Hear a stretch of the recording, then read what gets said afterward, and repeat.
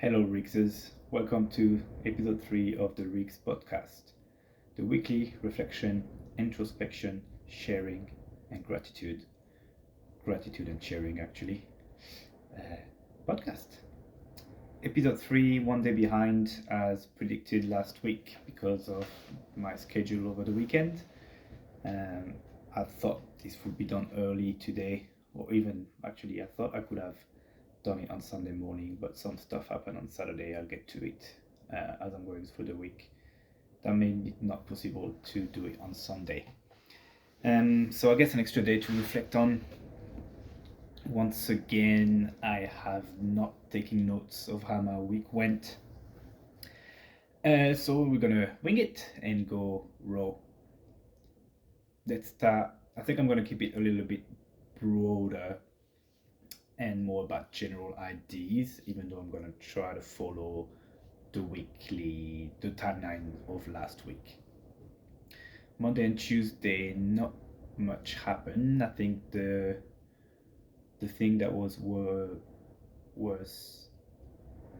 worth mentioning is that on Tuesday I was looking at my investment with my housemate as well, and we were looking at things, crypto particularly. I'm not going to go into details, but I made an investment of about $100 Australian, and 2 minutes later the app that I'm doing the investment in showed that I had $20 million on my account on this particular wallet, which obviously I showed this to my housemate and they were like, no, this can't be. Obviously we didn't believe in it, but we also didn't believe that the app would make such a mistake, and we're like, okay, let's just try to transfer. I tried to transfer him some of those funds to see if it was legit, and so I transferred him, I think it was $1,000, which is 10 times more than what I originally put in it. And when I transferred that, he actually received it, and we were like, what the hell is going on? There is no way, but it's there. So we tried to swap that money back. Spoiler alert, it didn't work. Long story short, it didn't work. What I'm trying to get with this is that I think old me would have been too excited about it. Or I would have been like, no, it's there. The money is there, so it's mine now. Yep, it's done. It's for sure. And then when it didn't happen, I think old me would have been really sad because my hopes would have gone really high very shortly and then very low. Not even low, they just went back to normal. But the roller coaster of emotions would have made me very triggered, I think, in the past. But I kept my composure. It was almost a relief when we found out that it was a glitch, and we thought we lost the money, the $100 that I had invested. But then after a bit of looking into it, etc., we managed to find them back, just to make it simple. So I didn't lose money. I'm not going to elaborate on the results of the investment or not, but the money that I invested was still there. So what I'm getting at is that it shows how much progress I've made about how to deal with my emotions. And I guess I just want to mention that I'm really grateful for that. Okay, this podcast is about gratitude too, so let's do a little bit of that. I'm grateful for the progress I've made in controlling my emotions and not react too impulsively on them. So yeah, well done me. I don't really remember what happened the rest of the week, to be honest. I feel like I had something. Oh, silly me. Wednesday was actually a great day because I had therapy, which was my first session in about 4 weeks. And my therapist, they said that I've mentioned the podcast and how good I've felt since doing it, even though it's only been 2 weeks and 2 episodes, and how good it made me feel, how I worked my way towards this idea, how I got inspired by the Diary of a CEO podcast. And then I explained, she asked me why it made me feel good, and I was like, I explained everything, how speaking my emotions out loud instead of bottling everything inside is so good. So that's about not internalizing, which is one of the things that I've learned through my sessions. Another thing that I've learned through my sessions, my therapist, they call it worry time,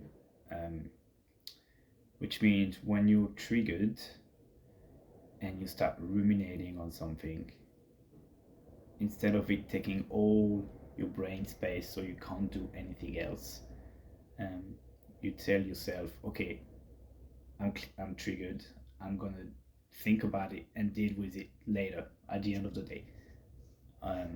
That's what usually people do. To me, it's at the end of the week when I do my podcast. And so basically I've incorporated that worry time theory and practice by doing this podcast. So whenever something great happened or something bad happened to me during the week and I start getting a bit triggered, my brain goes, oh, this is going to be great content for the podcast.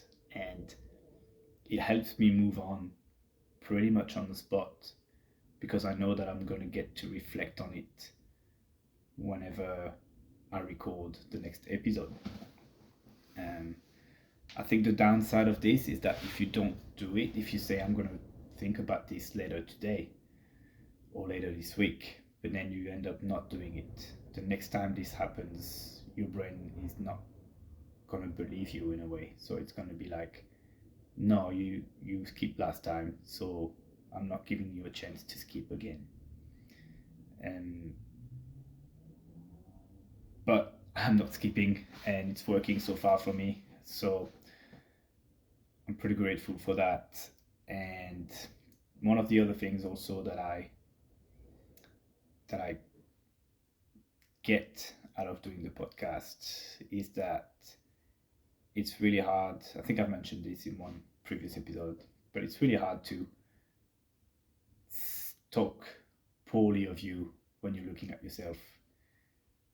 I think you can do it in the mirror, but to me, looking at myself right now, even thinking of something mean is hard to do. So that's another thing that's incorporated in doing the podcast. She then recommended me to it joined what I'm trying to say right now, but basically, if you ever have a negative thoughts about yourself and you're putting yourself down, try to remember an image of you as a kid, as a child. It could be as a young child, it could be as a teenager, someone you love, someone you would care for. Like, so to me, it was little Matt. Try to remember him being happy, picturing him being happy, and then try to imagine telling him something mean or something degrading. That's better. And you can't. Who would want to hurt a little kid? No one does that. And so picturing yourself as a kid whenever you have negative, intrusive thoughts, and imagining that you're saying those things to this sweet little kid that is just full of life, makes it hard.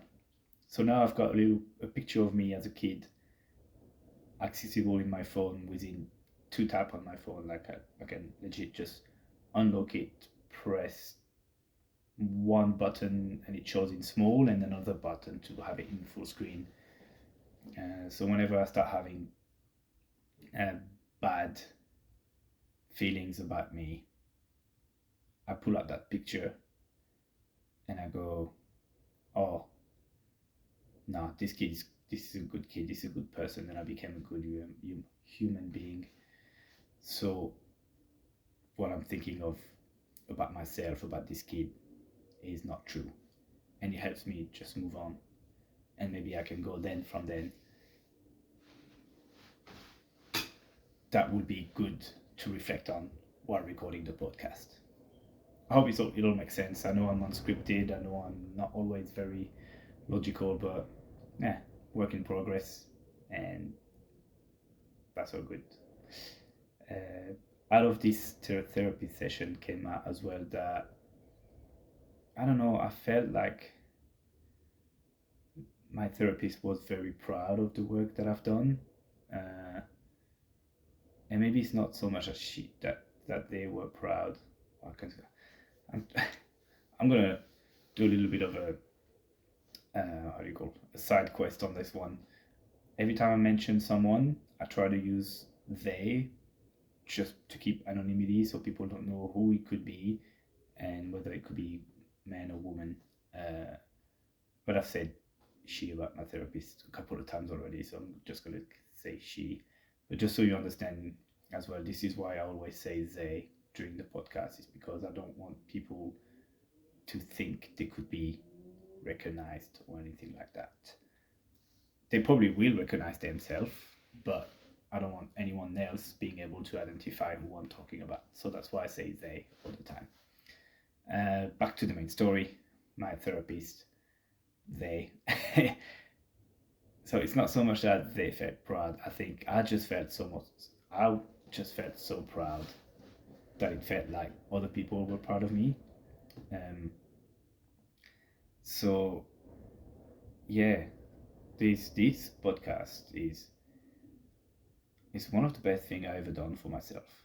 I can't take all the credit for the idea, but me acting on it, that's definitely my choice and my actions. So I'm very grateful I've tried.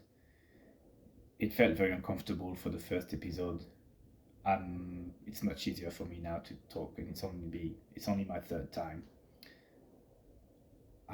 I'm sure I've got a lot of progress to do in terms of elocution and narrative construction and like following a map, I guess.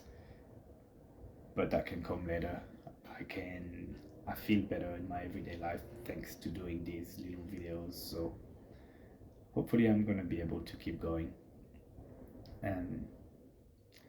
So that was Wednesday. A big sense of pride. Also happy because I still feel like there's things to work on, and I think we're narrowing the spectrum on which the amount of things we need to work on is getting smaller and smaller with each session. I don't think I'll ever get to zero, but from having to work on 10 things on to maybe one last thing, that would be massive progress and a huge accomplishment. Moving on to Thursday and Friday, nothing that important. I did have a bit of let's call it an incident at the gym at my work while I was coaching. There is this thing where I make everybody get into the same position, and once everybody is in position, I call a rep and I go, I don't know, I'll be going up and everybody goes up, and then I go down and everybody goes down. I do this, I'll try to keep it short, but I do this because it helps me see faults on people. It helps me help them getting better. It's part of the warm-up. And there was this particular individual that when I said, all right, everybody in position, they started doing reps and doing their own thing, and they often do their own thing, which can be fine. But I just felt like it was very rude and inappropriate at that time. So I was like, all right, guys, we'll just wait for that person. And that person said, no, it's all right. I'm all right. And I said, no, guys, we'll wait for this person. And they were like, no, I'm all right. So I moved on because I wasn't going to make everybody wait. for them. But whenever people started loading their bars so they have their own time, I went to them and I was like, that was just plain rude. And they made the excuse that they need more warm up, they need more time to warm up because of whatever, because it takes them time to warm up or something like that. And I just said, that is still plain rude. And the reason I'm telling this story is not to lash on them or bash on them, there's more important thing in the world. But I'm just happy that I didn't get angry, because I think even 3 months ago I would have taken this very personally. I would have thought they don't think I'm a good coach and they think they know better and that my expertise is not worth it, or they don't believe in it. I would have made this about me. Whereas I didn't this time. I moved on pretty quick. Don't get me wrong, I still think it's very rude and disrespectful to me and to the other members, but I didn't take it personally. I didn't take it as I'm not a good enough coach. And I'm also happy because as I maintain my boundaries. I think past me, in the past, I wouldn't have gone up to them later on and say that was rude. I would just have moved on with it, let it slide, and then it would have happened another time and I would have get cranky about it, etc. Next time, if it happens again, I'll tell them again that it's rude. Hopefully we won't get to this, but me maintaining boundaries and being authentic with myself and the values I believe in is something really important. And I think if I had not went to them to let them know how I felt, I would have felt pretty shit for the rest of the evening. I had other classes after that and it would have reflected on my work. Whereas I didn't get angry. I expressed myself using I statement and I didn't lash on them. So basically I've done a good job, and I feel like I've dealt with the situation quite in a mature way, which again shows progress. So I'm grateful for the past experience in my life, for being able to recognize that I was getting triggered, but to be able to move on quickly.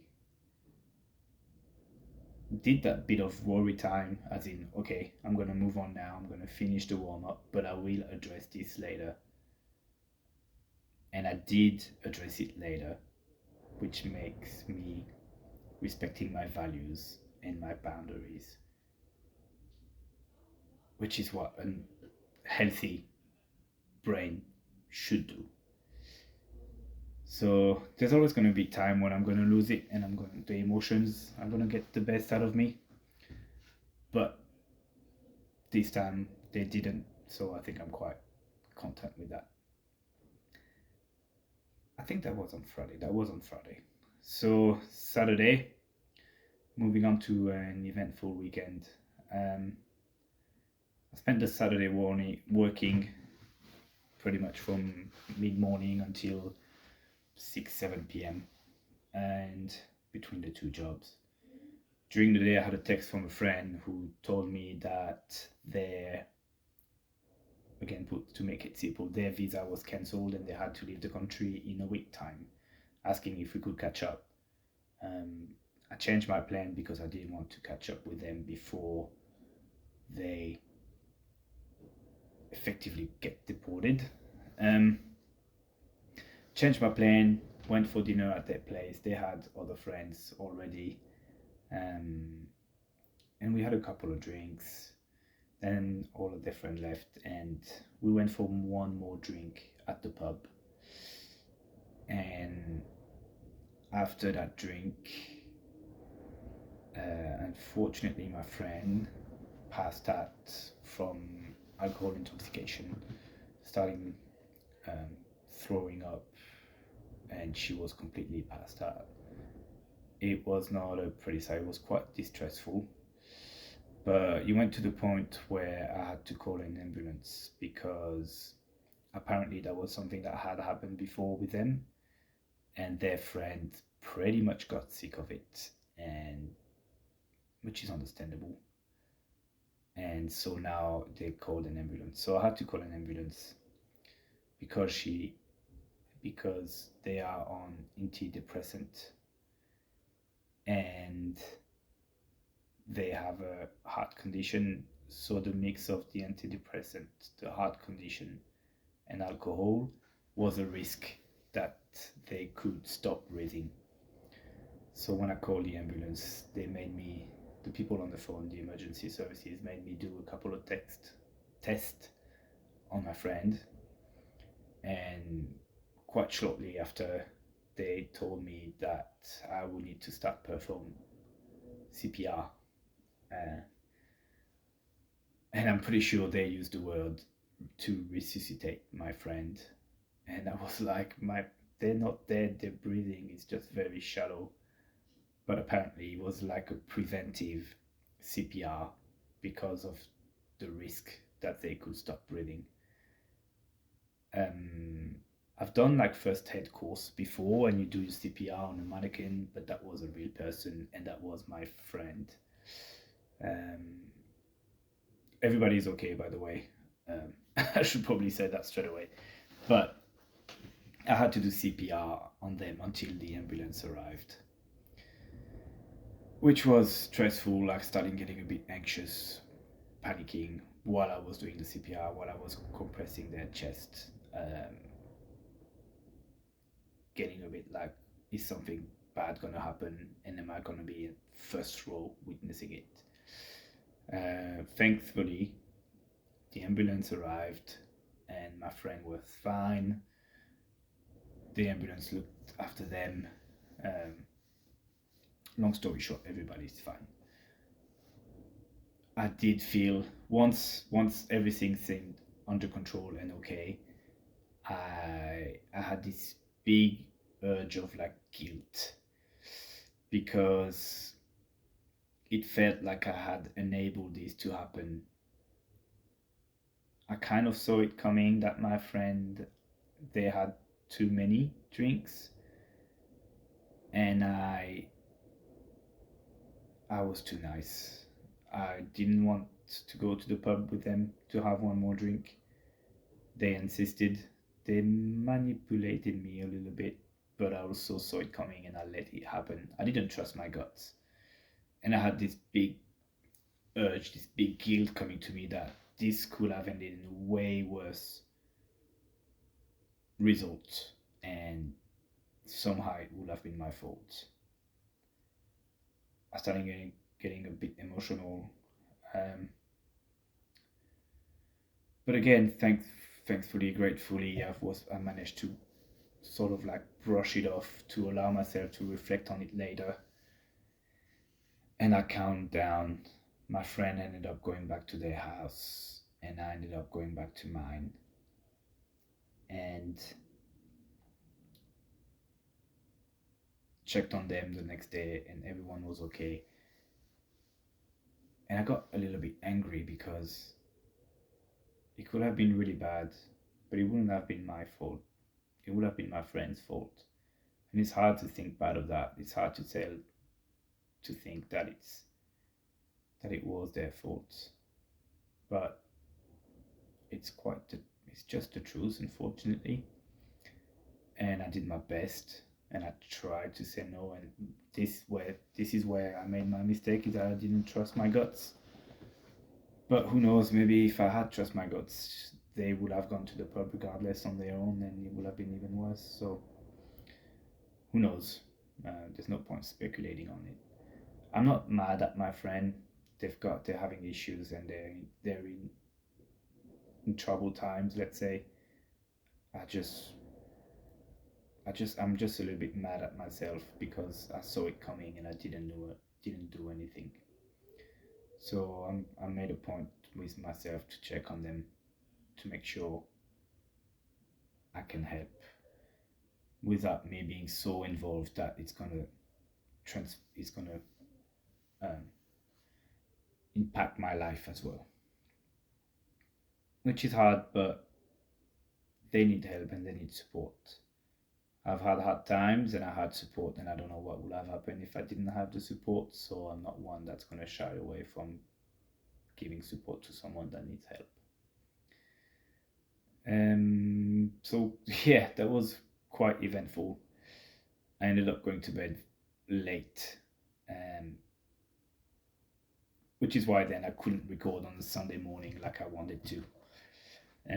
So thankfully I had good plans on Sunday. The weather was great here. I got invited to the beach with my friend, and so what was more than the beach itself, it was getting invited to the beach. And again, it's that external validation, that sense of feeling seen and feeling valued by other people that I'm always seeking, and that happens. So flattered my ego, I guess, but it's good that I can recognize it.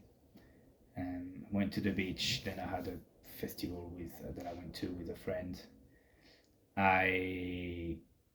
This friend had been in not the best place either, and I followed up on one of their queries, one of their issues that they've been having, and to make it short again, they said that they followed my advice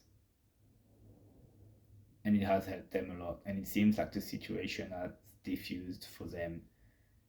So I'm really proud, because what I've learned about myself has been able to help someone in need, and actively they've been able to put it in action. So all the things that I'm learning for me can also help other people, and that's all I'm trying to do. I'm just trying to make the world a better place, just by passing on my experiences, whether it's coaching, whether it's recording my podcast or sharing about my mental health journey and therapy. It has a positive impact on the world, and I certainly aim to continue to do this and help as many people as I can. And during that festival, I did run into a person that I'm not going to say triggered my depression, because that's not true. But they were pretty much the last drop, the last tip on the last weight on the balance that made me tip on the wrong side of mental health back in 2021. And it's been nearly 4 years now, and I still have this little thing in my heart whenever I see that person. Thankfully, I don't see them often, but when I do, it reminds me a lot of what went wrong and what could have been, and I've got this sense of guilt again and unworthiness. But I think again, old me would have reacted differently when I saw them. When I saw them, old me would have pretend to walk in their direction without, and pretending that I had not seen them, and be like act surprised, etc. Whereas I saw them, and my brain straight away, my brain was like, oh, you should go see them, or oh, you should hide. And instead I kept going. I kept doing the thing that I was doing, which was just dancing on the dance floor, but I didn't change anything. Eventually we did cross paths, because it's not that big of a venue, and they said hello, quick hello, no problem. I think we crossed paths 2 or 3 times during the night, joked once, which is kind of hard, because it reminded me of what could have been, but I'm glad I could be somewhat normal on the outside. A lot going through my mind, obviously, but again, I saw this as an opportunity to reflect later on while recording the podcast. And so I guess my reflection on this one is that first, I'm grateful I got to know them, because I had heaps of fun. They were, and they probably still are, very funny. second, I learned a lot about myself by being around this person. I learned about things I like. I learned about things that I don't like. In hindsight, there were probably red flags that I didn't see and that now I would be able to see. So I've learned from it. It's a valuable lesson. I had a third point, but it's gone. That's what happens when you go unscripted. What did I say? Grateful. Nah, it's gone. Oh well. Oh yeah, there you go. So grateful I got to know them because I had heaps of fun, because I learned valuable lessons, and also in a way triggering that depression is what made me look for help. And that was the first step of my mental health journey. That's when I reached out and tried therapy.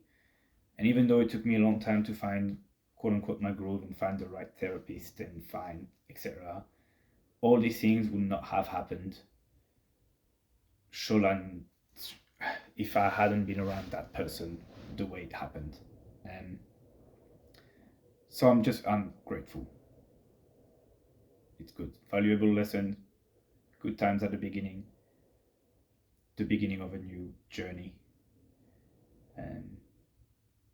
So yeah. And now I can talk about it and reflect on it. It's good. Today's Monday evening, but I'll do Monday next week. So that's it. That's the WRIGS podcast wrapped up. Thanks for everyone that watches. Actually, I have one more point. At this moment in time anyway, I think the two episodes have had, the first episode had 3 views, 2 of them being me, I'm pretty sure, and 1 of them being my friend, to just sort of like when I shared it. And the second video has had 0 views because I'm not sharing it for now anyway, because I'm doing this for me. But it's funny how I pretend that there is millions of views watching this right now. And it makes me feel good because I feel like I'm helping someone. I feel like if I saw this video of a random stranger sharing their feelings and I could relate to them, it will help me getting out of my hard times. And even though no one's watching, I feel like I'm helping anyone that potentially could be watching. And it works. I just feel so much better about myself because I feel like I'm doing a good thing, potentially. So yeah, that was my last point. It's quite funny. So right now, 0 people watching, but for any of you that are watching, even if it's in a month, a day, a week, a year, 10 years, thank you. Thank you for listening to me rambling about my life. Thank you for trusting me, I guess, with your time. You're giving me your time. And I hope you find this helpful. I'm doing this podcast for me, but I'm going to need to work on that. I'm doing this podcast for me, but I'm glad it can help you. I'll talk to you next week.